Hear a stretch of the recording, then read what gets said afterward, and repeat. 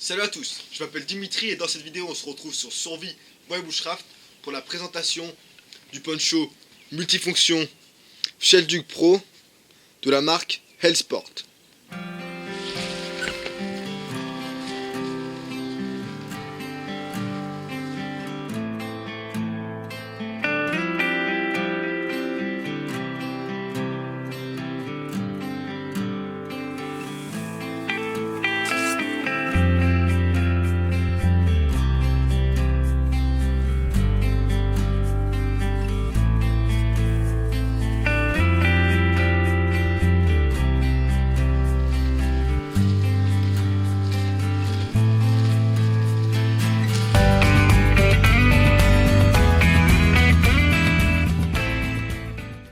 Comme d'habitude, avant de s'attaquer à la présentation du produit, un petit mot sur la marque.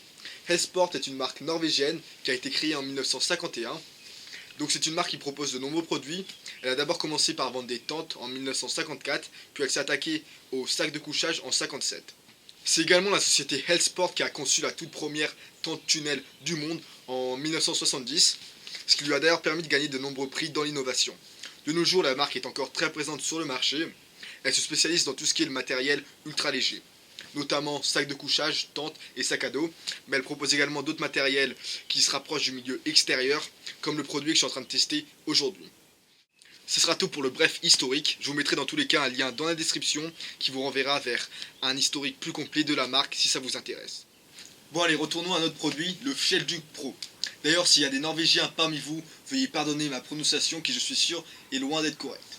Donc en ce qui concerne le Sheldug Pro, c'est un produit qui est extrêmement polyvalent et qui va pouvoir être utilisé de différentes manières selon la situation dans laquelle on se trouve. C'est pour cette raison que je ne vais pas me permettre de limiter l'appellation de ce produit à poncho, puisqu'il peut également être utilisé en tant que sursac, en tant que tarpe et en tant qu'abri d'urgence.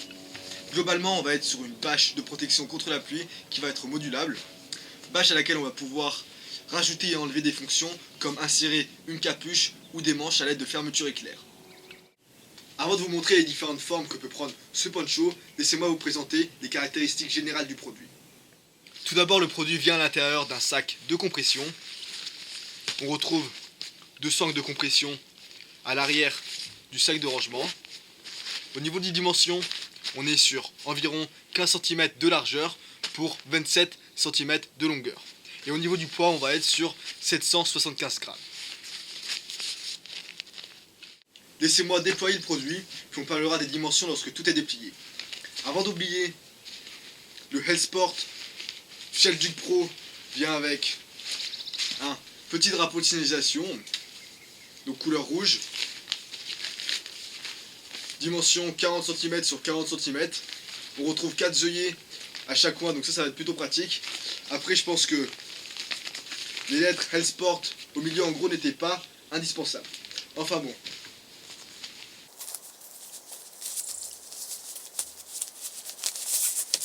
On retrouve également à l'intérieur du sac de rangement sur un papier plastifié un guide d'utilisation qui va nous montrer quel assemblage il va falloir effectuer selon la configuration souhaitée.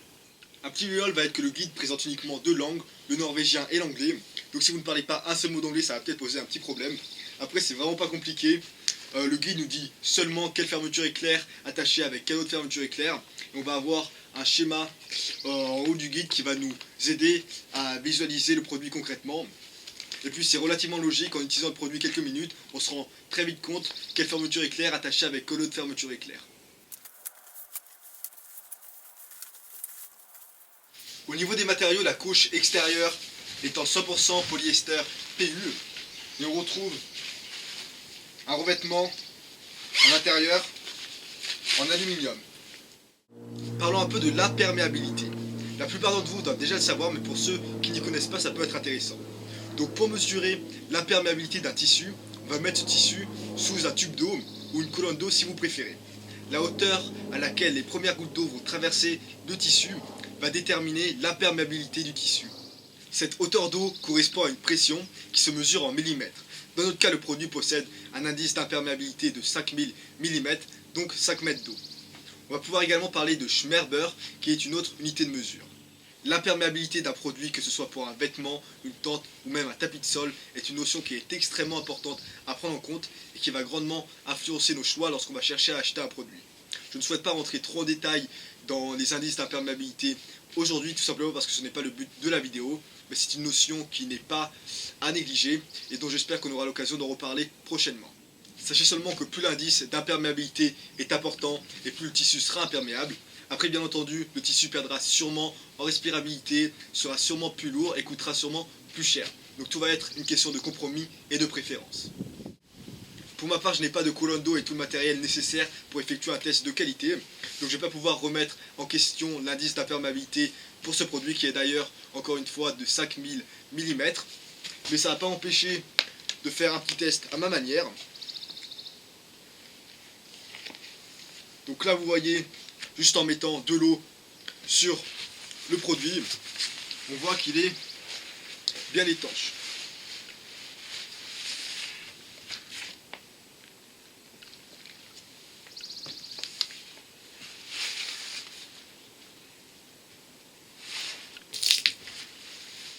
Je vais maintenant tester différentes configurations pour vous donner une idée concrète du produit.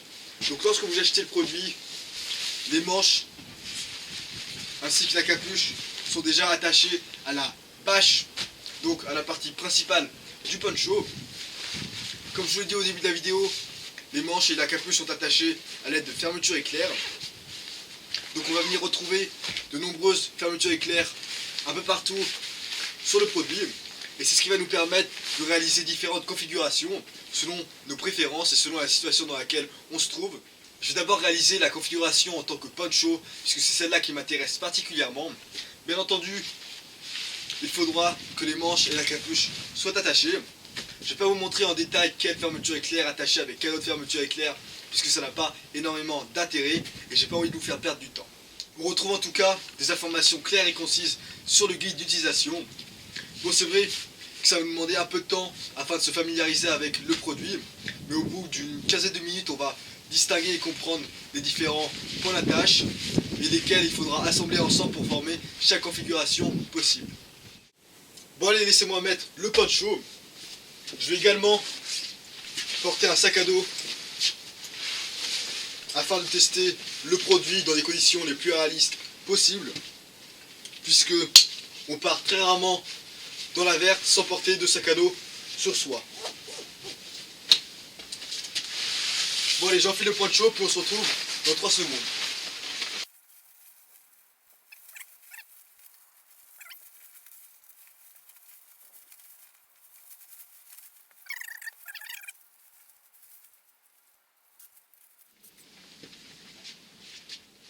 Concernant la capuche et les différents réglages, laissez-moi tout d'abord régler et recadrer la caméra.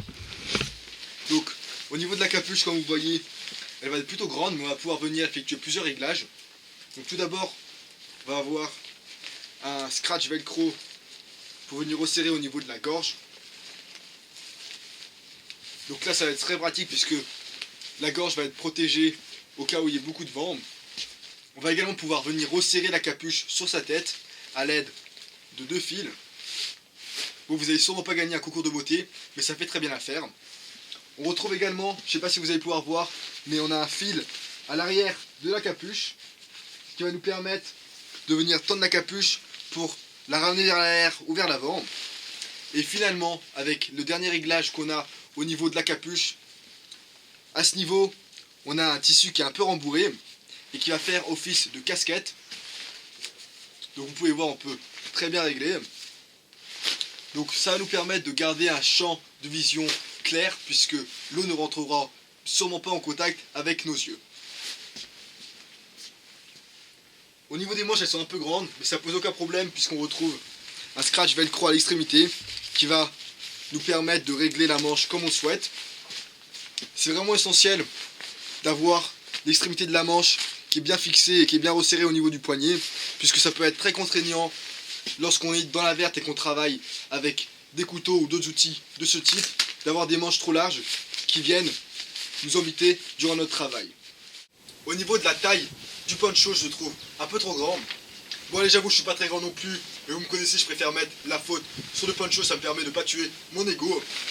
Non, allez, plus sérieusement, comme vous voyez, le poncho rentre un peu en contact avec le sol. Je suis 1m71. Après, c'est vrai que le sac que je porte aujourd'hui n'est pas très volumineux. Donc plus vous allez rajouter du volume à votre sac et moins le poncho rentrera en contact avec le sol, ça va de soi. Ce qu'il faut retenir, c'est que au-dessus d'1m70, vous n'aurez aucun problème, le poncho sera de taille parfaite pour vous. Par contre, pour ceux qui mesurent moins d'1m70, je ne vous le recommande pas, puisque comme vous voyez, le poncho rentre en contact avec le sol et donc avec vos chaussures lorsque vous marchez. Et donc dans tous les cas, ça sera jamais bon pour le matériau du poncho au long terme. Un aspect positif de ce poncho va être qu'il est extrêmement bien conçu, puisque au-dessus de chaque fermeture éclair, on va retrouver des rabats pour éviter que de l'eau s'infiltre à l'intérieur du poncho. D'ailleurs, en parlant des fermetures éclair, elles sont de la marque YKK, marque dont je vous avais déjà parlé dans une autre de mes vidéos. On va pouvoir se mettre lorsqu'on est dans la configuration du poncho en poste de garde, c'est-à-dire lorsqu'on reste immobile. C'est une configuration qui va être pratique pour les chasseurs qui dans certains cas souhaiteront se poser et rester immobile en attendant leur proie. On va également pouvoir fermer les fermetures éclair qui se trouvent à la base si l'on le souhaite.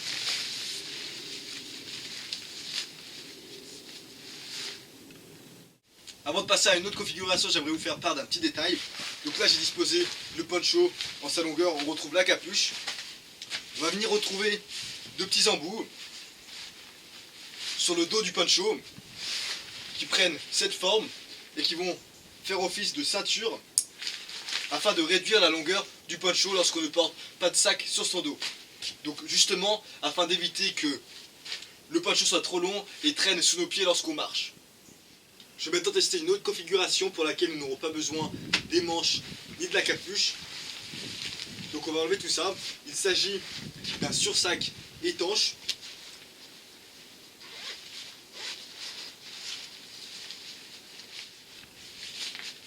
Une manche.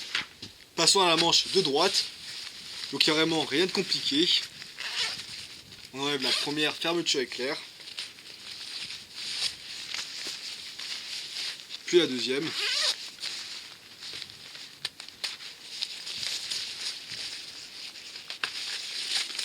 Et la manche est enlevée.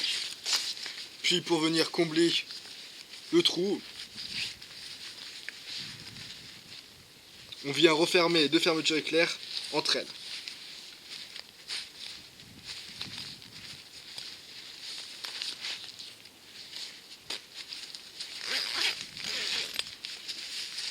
Au niveau de la capuche, c'est pareil.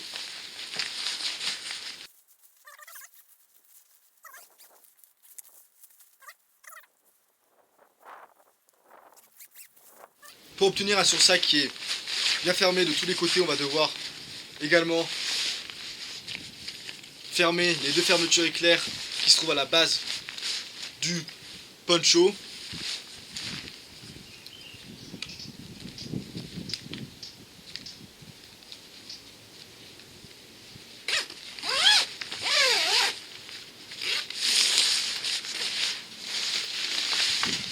On a maintenant le sursac qui est fermé de tous les côtés à part à l'entrée. Parlons un peu du sursac, on obtient cette configuration en fermant tous les côtés du poncho. Donc là vous voyez, le poncho est bien fermé, mais j'ai quand même gardé une ouverture pour venir me glisser à l'intérieur.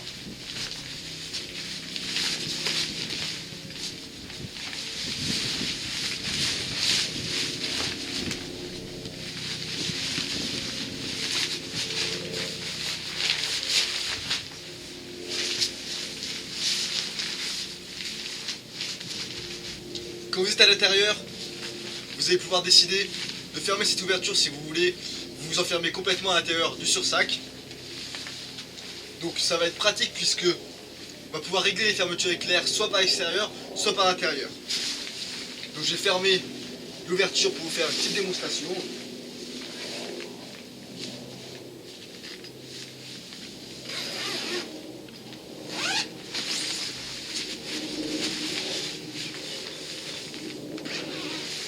Si vous souhaitez quand même garder une ouverture pour pouvoir voir ce qui se passe à l'extérieur ou même avoir simplement un endroit pour la ventilation. Vous pouvez décider d'ouvrir les fermetures éclairs qui sont normalement censées attacher les manches au poncho.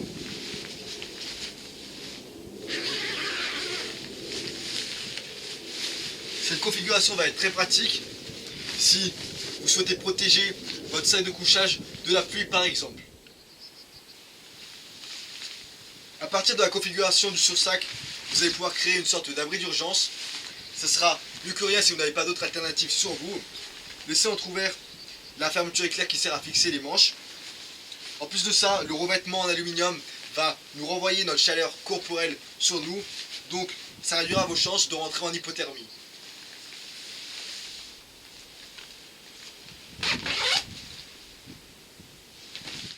Finalement, la dernière utilisation du produit Shelduc va se faire en tant que tarp. Pour ceux qui ne connaissent pas le terme, tarp est un synonyme de bâche, donc une toile tendue qui résiste aux intempéries. Pour obtenir la plus grande surface de protection disponible, il faudra ouvrir chaque fermeture éclair sur chaque côté, puis déplier le poncho.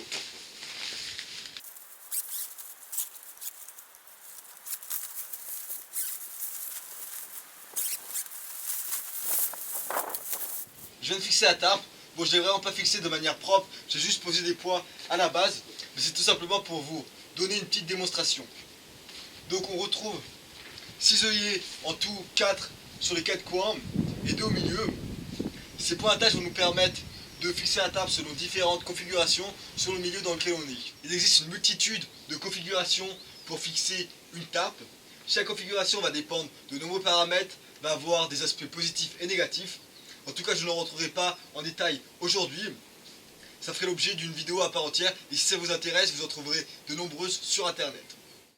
Le revêtement en aluminium, non seulement va nous refléter et renvoyer la chaleur corporelle, mais en plus de ça, il pourrait servir en tant que signalisation. Si vous êtes par exemple perdu, vous pouvez étendre ça sur le sol, ce qui vous permettrait de vous faire repérer. Au niveau des dimensions pour la bâche, on va être sur 230 cm de longueur pour 160 cm de largeur. Au niveau du prix, vous allez pouvoir trouver ce produit Shelduc Pro pour 159 € sur le site Aventure Nordique. Je vous mettrai un lien comme d'habitude dans la description si ça vous intéresse. Pour ceux qui ne connaissent pas, Aventure Nordique est un magasin spécialisé dans la vente en ligne de matériel de grande itinérance, c'est-à-dire tout ce qui touche de près ou de loin le domaine outdoor, comme le bivouac, les expéditions, la grande randonnée, le canoë bivouac et bien d'autres.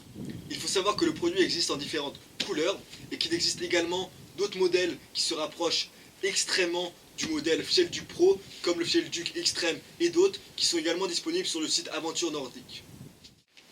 Pour conclure la vidéo, je suis satisfait de ce poncho multifonction. Alors certes, c'est un produit qui est loin d'être donné, mais je trouve pour ma part que le prix reflète bien la qualité et la polyvalence du produit, qui encore une fois, je le répète, provient d'une marque norvégienne, ce qui en dit déjà beaucoup. Ce sera tout pour cette vidéo. J'aurai sûrement l'occasion de retester ce produit sous des conditions un peu plus difficiles qu'aujourd'hui lorsque je partirai en randonnée ou en bivouac. Bien entendu, je vous tiendrai au courant de mes différents résultats au long terme. Si vous avez des questions, vous savez ce qu'il vous reste à faire. Merci à tous et à la prochaine.